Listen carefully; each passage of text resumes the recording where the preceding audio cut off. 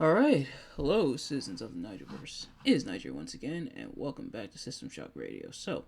As always, I got some topics for you guys today. Hey, some ones I think you're going to enjoy. But, of course, if you are new here, welcome. If not, welcome back. But if you are new here, we talk about a variety of things here on System Shock Radio, including pop culture, movies, other nerd stuff like video games, pro wrestling. We do some inspiration, so we do quite a bit of stuff here. So if you do go on to enjoy this episode, do me a favor, like and comment and subscribe, all that good stuff. And yeah, without further ado, let's get right into it.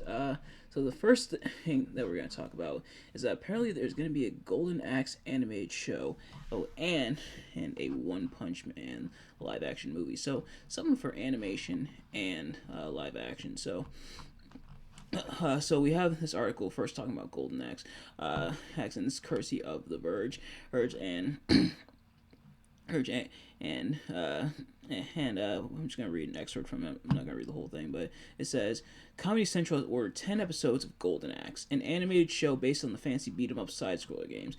Deadline writes that it will be both hilarious and loving in its adaptation of the game. If I remember my Sega Genesis days well, I think that means there will be fighting over who gets to ride the purple bird dinosaur, and that, at some point, a gigantic hairy skull will float down and hotbox everyone. This is the exact words from the quote, not the quote, the article. But whose big idea was this, you ask? You can blame producers Mike McMahon, Star Trek Lower Decks, that's in parentheses, so I meant that's what he worked on, and Joe Chandler from American Dad, who also write the first episode together, with Chandler serving as the showrunner afterwards. A timeline for the show's release hasn't been announced yet. According to Deadline, Gilius Thunderhead, aka the Battle Dwarf, aka the best character, will be played by Matthew Rhys from Cocaine Bear. The show will also star Lisa Gilroy from Glamorous as the fire-wielding Tyrus Flare, and Liam McIntyre from Spartacus as Axe Battler, a barbarian who doesn't battle with an axe. So, admittedly, the Golden Axe games, I'm not super duper familiar with their lore. I remember playing them. I'm actually at my grandma's house. She had one of those like plug and play Sega consoles, and that was one of the games featured on on there. And it's been featured in other like Sega Master like other Sega collections and stuff like that. It's a game that gets featured often. It's a game that a lot of people do actually love and enjoy, and just like a lot of other games that people love and enjoy, especially from Sega, it's had some not so great days, not so great games even, and in the series, is that and like Altered Beast and stuff like that, having a animated series about it and it being in the realm of comedy, kind of an interesting choice. His Golden Axe didn't really strike me as a comedy. It had more like fantasy elements and stuff like that. At kind of in like the vein of like an RPG, but as the article describes it, pretty much describes it.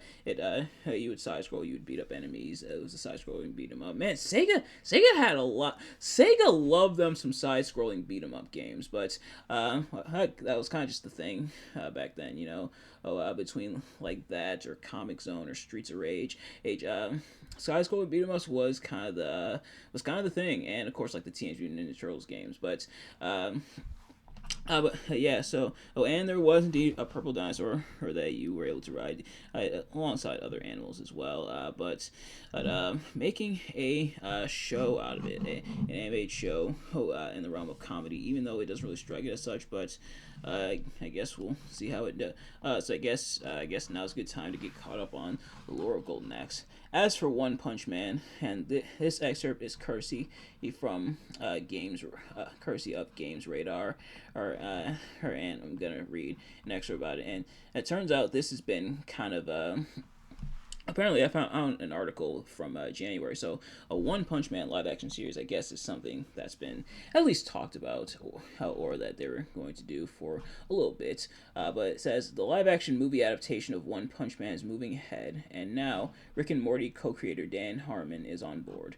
News that Fast and Furious 9 director Justin Lin would helm a live-action adaptation of the famous manga broke back in 2022, but news on the project has been quiet since then. And tucked away in a recent report from The Hollywood Reporter is the news that Lynn's adaptation, which is at Sony, is currently undergoing rewrites from Harmon and comedian and Rick and Morty co-executive producer Heather Ann Campbell. In 2022, Jumanji: The Next Level and Venom co-writer Scott Rosenberg and Jeff Pinkner were said to be writing the script with Lynn, and the hope was to begin production by the end of 2022. Clearly that didn't happen, but this latest update, it is promising. So One Punch Man, and admittedly, not familiar with it, mostly because, as I've documented before, I don't really watch anime all that often, but I've been meaning to get into it. I do have One Punch Man, a hero nobody knows, sitting on my PS4. I kind of started, I started like the story mode and stuff, just haven't gotten to actual gameplay yet. I kind of started to look around, get my bearings, stuff like that. But making a live action movie for it, live action anime movies don't really have a great track record, or really live action anything. It feels like animes usually don't have a live action usually have a good live action a good live action track record. Or lest we forget also Dragon Ball Evolution, that whole dumpster fire or so. Forgive me for being a little bit skeptical, but I guess we'll see how they do, and it's happening. It's coming. Apparently, this has been in production since 2022, which One Punch Man has been out for a little bit. So I guess it is interesting that that they waited, or at least he's not coming back up until now. Oh, but that's how some movies and TV shows are. They get stuck in what's called development hell, where they pretty much it's kind of there but hanging on by a string to where it's not really being worked on, and sometimes it takes years for it to come back to the forefront. And it looks like that's what's going on with this One Punch Man live action movie. At least when it comes to at least according to this article here, but I guess we'll see how they do with it, I guess. But the next thing we're going to talk about, speaking of movies, is we officially have our voice for Shadow the Hedgehog for Sonic the Hedgehog 3. So Sonic the Hedgehog 3 is coming out later this year, and we have our official voice for Shadow the Hedgehog. And it's been described that, and this was kind of a given considering it's Shadow and him going there, and him being added to the movie, that it's pretty much going to have a lot of elements from Sonic Adventure 2. You kind of skipped several games before Sonic Adventure 2, well, at least in terms of going from Sonic 2 to Sonic 3, because Knuckles was introduced as well as Tails and everything, but so you skipped quite a few games, some hit or miss, but taking inspiration from Sonic Adventure 2 does make sense when it comes to Shadow, and because that's where Shadow had his introduction and was in Sonic Adventure 2. In fact, Shadow was supposed to be, if I'm not mistaken, Shadow was supposed to be like a one-time character, which is why he literally died at the end of Sonic Adventure 2, and hopefully I didn't just spoil how the movie ends accidentally, but he was so popular that he came back, and we got his own solo game, which wasn't great, and he's been probably the edgiest character of all time. But who would voice such an edgy character? Well, ask and you shall receive, because he is going to be voiced by none other than Keanu Reeves. Now, Keanu Reeves, of course, known for her stuff like The Matrix and John Wick, and also known for being a bit monotone, and so it'd be perfect for Shadow the Hedgehog, and a lot of people had wanted him to voice Shadow the Hedgehog, and it looks like they are going to be going ahead and doing so for us. So Keanu Reeves is going to be Shadow the Hedgehog. I do have to get caught up on the other two Sonic the Hedgehog live action movies. And seeing some of the images, is which we talked about previously, several episodes ago. I forget exactly which episode, where we talked about what Shadow the Hedgehog, some of the things that some of the looks that we have for Shadow the Hedgehog, like some of the character designs, it was a little bit ago, but so far not bad looking. So how will it translate into the movie? We're gonna find out, but.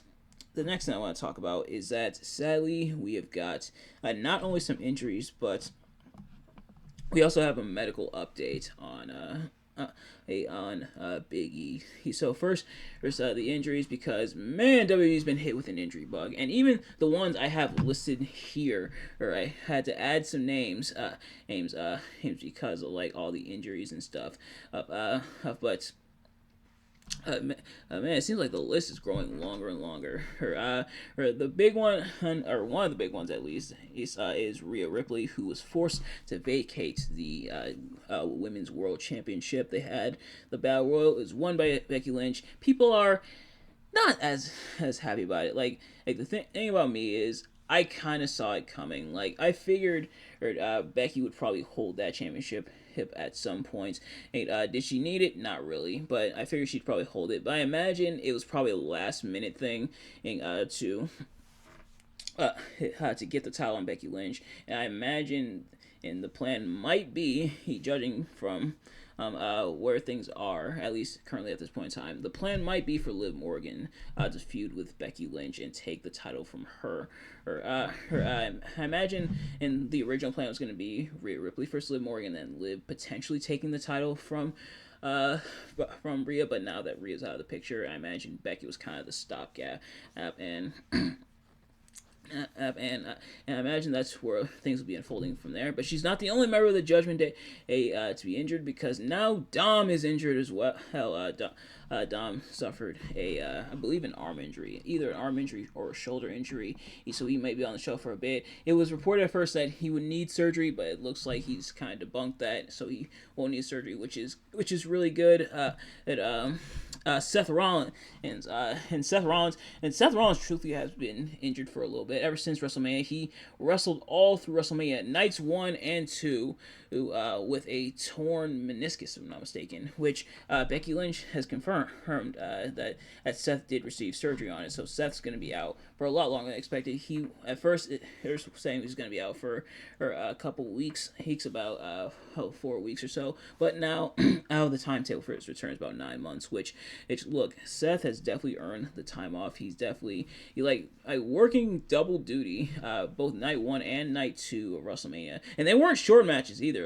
Or the night 1 match almost an hour, and then going at it again with Drew McIntyre, and showing up having his spot in the main event. I imagine now that like the news is broke that Seth was wrestling with the meniscus and with the torn meniscus, and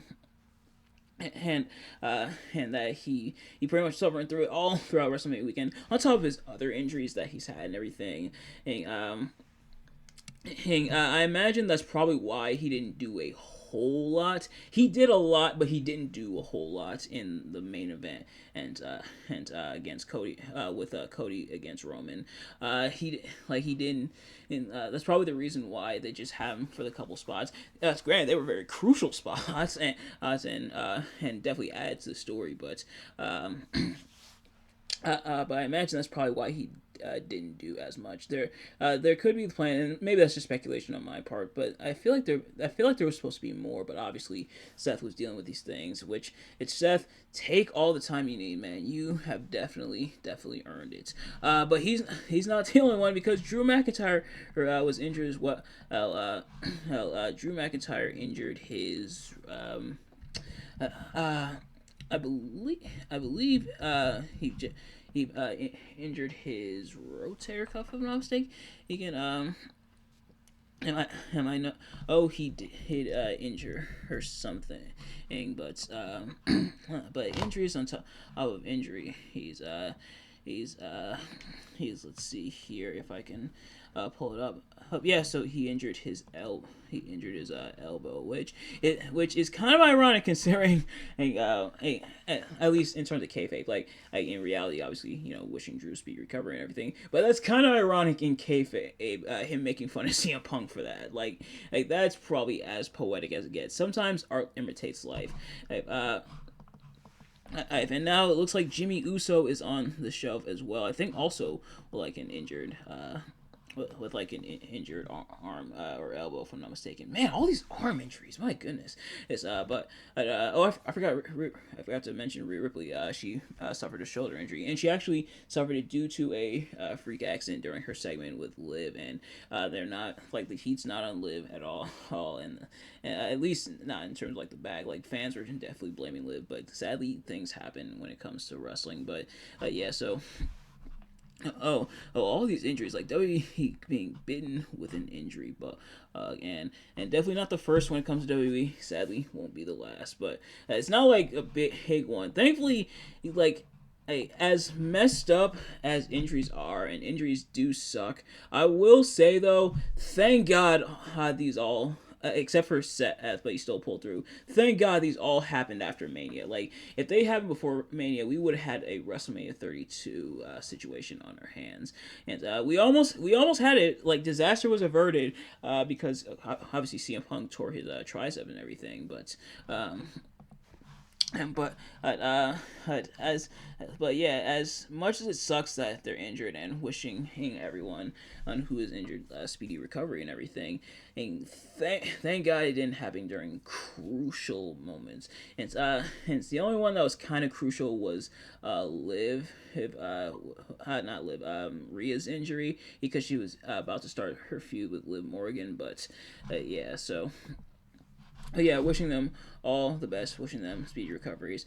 And now for Biggie, he gave an update, and he tweeted this on April 13th, 2024. So about a couple weeks ago, he said, "Hey all, 2-year neck scans are in. Things are unchanged. My C1 is healed fibrously, but has not formed new bone. I'm not medically cleared, and truthfully, I may never be cleared. But I am blessed to be free of pain, immensely happy, and otherwise healthy. Life is good." So, admittedly, kind of that. It's definitely definitely like I do. Admittedly, I do feel conflicted. And on one hand, I'm glad. On one hand, like I'm glad that he's not feeling any pain, and that he's not that he's not still like super messed up. That he has been making the progress that he has to where he's able to live his life normally and do stuff normally. Even though he is still technically like injured and everything, like being able to do things normally and have like a normal life, and that the injury wasn't super debilitating, because sadly neck injuries are definitely very scary. So I'm glad he's not having that type of pain. That being said, though, him saying he might not be cleared is pretty heartbreaking. That we might not see him in the ring anymore. Now, Big E has been doing other stuff for WWE without being in the ring. He was at the Slam. He's even reunited with the rest of the New Day, which is really cool. Oh, and doing like other commentary and stuff. And I'm sure he definitely could have a spot on the commentary desk. Like Big E definitely has the charisma for it. But man, it sucks that he won't be able to go back. That he might not be able to go back in the ring. Like we figured this probably was coming, but it is still pretty heartbreaking. But I am still glad to see that he's doing well, and that he's still able to function and everything, and of course that's the nature of pro wrestling, though, and that's the nature of any sport, or in actuality everything, but especially when it comes to sports, and especially when it comes to pro wrestling, is that things happen, accidents happen, and careers and even lives can be cut short, which is why I definitely have all the respect in the world for the pro wrestlers, for putting their bodies and their careers on the line for our entertainment. And yeah, that sounds barbaric, and yeah, it sounds pretty messed up, but they do it for our entertainment, and that's why I wholeheartedly love and appreciate all of them for it.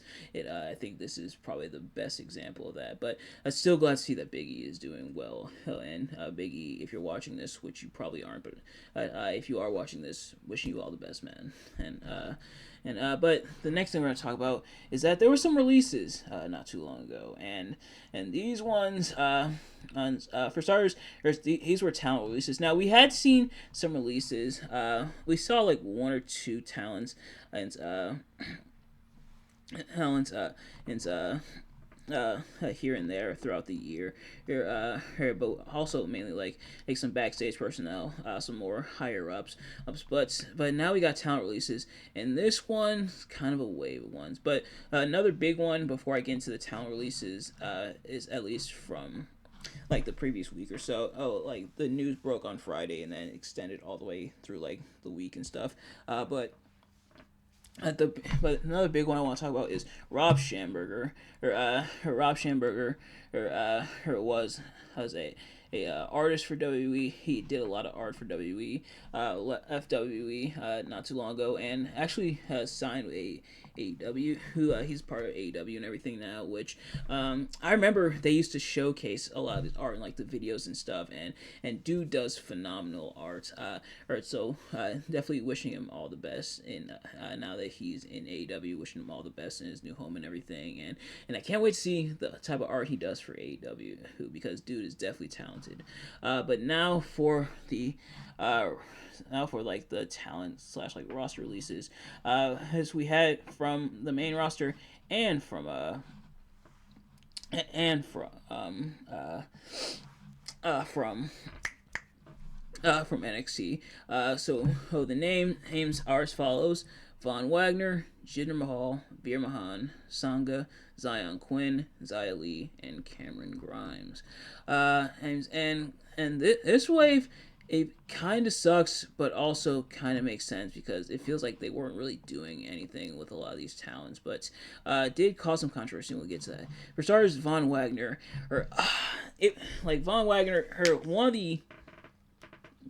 one of the earliest stars within like the NXT 2.0 era. In fact, he was in the NXT Championship match on the first episode of NXT 2.0. But when he replaced, I forgot exactly who he replaced in the match. But Von Wagner, he had like the Come Tuesday meme and stuff like that. But man, and it seemed like he had potential. It's just it seemed like there was always something missing. Like they gave him the manager, they gave him Robert Stone and everything, but man, it always felt like something was missing. It felt like he was close, but there was just that piece of the puzzle that was missing, and sadly they never did find the piece of the puzzle.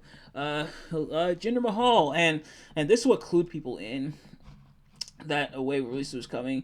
And Jinder Mahal tweeted out how something. I don't know if it was this word for word, but something to the effect of, "I quit. The Maharaja is out," and sadly, Jinder Mahal is indeed he. Of course, Jinder Mahal kind of had mostly in the jobber division, kind of had a resurgence. He had like the World Championship match with Seth Rollins, which where Seth Rollins got injured in the first place. Which almost completely derailed the plans for Mania, but yeah, so Jinder had kind of that resurgence in the popularity and everything, especially with Tony Khan talking joke about him, which Tony Khan, and if you saw what happened on ESPN, like put his foot in his mouth again. Come on, man. But that's probably a topic for another time. But as for Jinder, it has unfortunately he was WWE champion at one point, but otherwise was mostly jobber. And honestly, he was a jobber before he became WWE champion, and kind of got the push, and then kind of just fell down from there.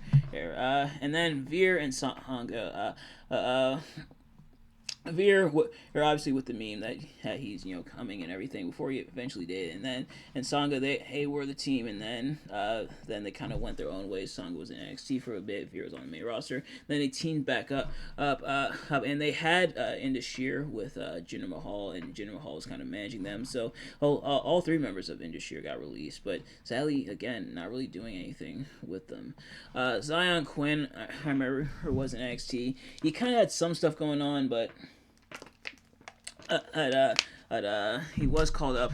I remember he did, and mentioned here in the article he got squashed by one of the people squashed by Braun Breaker, but which I wonder if they're gonna give Braun Breaker the Goldberg streak, Goldberg like streak. Who knows? But yeah, Zion Quinn sadly nothing really more from there. Xia Li, that one kind of sucked. Like Xia Li, he he sadly very talented, but also didn't really use a whole lot. I believe she was he I believe she was the first, or one of the first, or one of the few actual Chinese-born W superstars. But sadly, they didn't really do much with her. Like they kind of had her do like a protector type gimmick. They kind of had her turn heel, but it always felt like they didn't really know what to do with and then Cameron Grimes. This one was especially heartbreaking, especially when Cameron Grimes talked about how he had just talked to someone and said that he would always have a job with WWE, and then a few days later it's released. So definitely, I imagine some miscommunication. I imagine it probably wasn't the person kind of screwing him over, but it does suck, especially because a lot of people were caught off guard by Cameron Grimes' release. He's Cameron Grimes. I remember being very talented, of course, and he absolutely is, but also very entertaining, doing the whole richest man in NXT gimmick. It had like the feud with LA Knight, which was like one of LA Knight's first feuds when he came into WWE. But sadly, they didn't really do much with him on the main roster, and of course, Cameron Grimes filmed a very emotional, very tearful video talking about his release and everything. And it was surprising because he was on like TV taping and stuff. He hadn't been on like main TV he for about a year, as the article described. This is courtesy of SC Scoops, but yeah, it does suck that they didn't really know. I feel like if really that's the vibe I'm getting with all these releases. It really didn't feel like they knew what they were doing, or what they wanted to do for them. It feel like they didn't really have anything for them, which it does suck. And that I think is always one of the downsides of there being so much talent in a company at one point, is that some will fall to the wayside, and sadly, all these names kind of did fall to the wayside. Wishing everyone who got released, wishing them all the best that's within their future endeavors and everything. Whether some come back to WWE, because that does happen from time to time, or they go elsewhere, so wishing them all the best. But the last thing I want to talk about here before we close out is balance. Now, what exactly does balance mean? What type of balance am I referring to? I'm not exactly referring to like the yoga balance, especially because I kind of suck at yoga, but I'm talking about balance within life. The balance of what we need to do versus what we want to do. Now, life is full of decisions, and life is very complex for a lot of people. A lot of people have different things going on. We, as people, oftentimes have different things going on. We have lives. We have jobs, we have personal life, we have our health, whether it be our physical health, our mental health, or emotional health. So how do we go about juggling all this? How do we go about taking care of everything? That's where balance comes into play. Find the balance between what needs to be done, what has to get done, versus what we want to do as people. And as people, well, trust me, we want to have as much fun as possible. We love to have fun. At least he's innately within ourselves, and our definition of fun might be different from person to person, but we oftentimes do. But we also have responsibilities. We have things that we need to accomplish, things we want to accomplish, and so we know we gotta put the work in, and that's where balance comes in, and so that you're not doing too much of one and leaving the rest of the wayside. If you're doing too much of like the fun stuff, yeah, it's fun, but nothing gets done. But I didn't even mean for that to rhyme, but it did. But if you're doing too much of the work and not leaving any time for like your health and stuff, then you're gonna fall apart trying to get yourself there. And yes, sometimes sacrifices need to be made, but find that balance to where you're taking care of yourself, you're taking care of your responsibilities, but you're also enjoying your life. Life is meant to be enjoyed. It's short. You don't get a whole lot of time on this planet, so try to enjoy life as much as possible. And I know, definitely easier said than done, and things feel topsy-turvy in the world, and things feel crazy. Trust me, I definitely know that. But that's why we always gotta try our best to balance as much of our life as possible. I don't know if this makes any sense, but we have to always try our best to balance as much of our life as possible. That's where balance comes in, so that one doesn't fall to the wayside while we're taking care of the other. And finding balance is difficult. Hell, think back on the yoga. I know I made the yoga joke earlier, but it's hard. But sometimes balance is hard to maintain. Like when you're doing the yoga poses and you're trying to maintain your balance, sometimes you might wobble. Sometimes it'll hurt. Trying to keep things going. Because you got to focus on your breathing. You got to focus on not toppling over. You gotta really focus is on all that. But once you achieve that, and once you work on that, and once you work on what you need to work on, then everything will fall into place. So definitely keep that in mind and definitely remember that. But nevertheless, that's going to do it for this episode. Thank you all so much for watching. I hope you enjoyed. If you did, please do me a favor: like, comment, subscribe, share with your friends, and turn on post notifications so you know every time I upload a video, so you can see as soon as it drops. And let me know in the comments what your thoughts on anything I talked about in this episode. But in the meantime, thank you all so much for watching. I'll see you guys later. Peace.